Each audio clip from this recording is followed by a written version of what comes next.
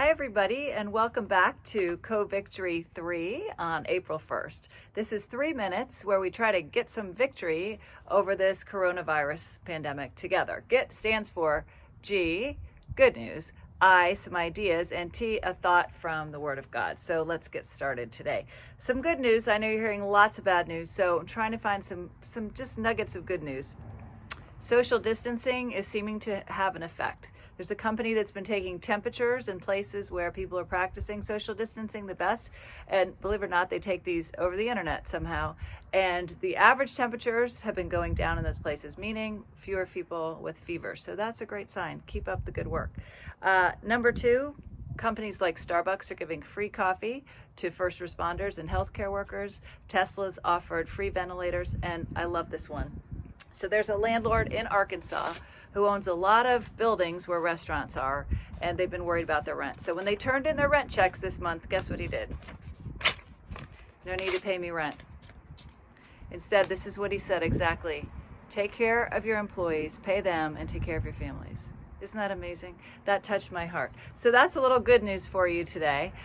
Some ideas. This is a really basic idea, but get outside every day if you can. Just go for a walk. I have a friend who's going for a walk each morning and each night, just right around the block, right around the neighborhood.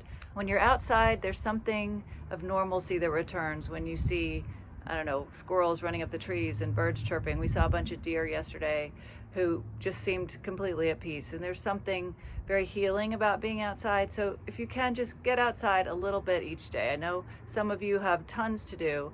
You're homeschooling like I am and working from home and scrambling. So just take a little time to get outside and breathe the fresh air. Oh, I'm running out of time. Number two, this one's a little harder. I'm going to encourage us all to give. Now, giving is tough when we're worried about our own jobs, our own finances, the stock market, whatever it is. But there are a lot of people much worse off. And I've seen some great charities out there. Samaritan's Purse here in North Carolina is taking temporary hospitals to cities that are badly hit. Restaurants are raising money for their employees that can't work. Churches, there's a church down the street giving out bags of food as you drive by for those in need. And our school actually set up a fund for families who, a couple of them, both parents have lost their jobs. And I just want to encourage you, just give if you can. Give where you can. All right, our thought for the day is from Philippians. It's very familiar, 4, 6, and 7, but I want you to listen in a new way. Don't be anxious about anything, but tell everything to God. That's tough, and I'll tell you what I've been learning is there's something different between concern and anxiety.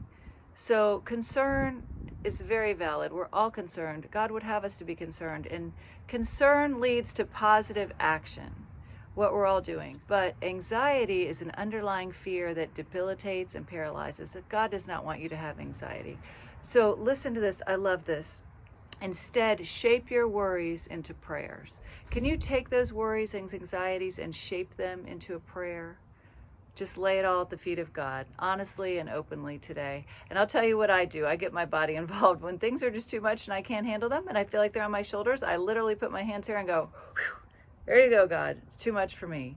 So try that. And before I say goodbye, today is April 1st, my son's 15th birthday, who's usually my videographer. So happy birthday, Asher.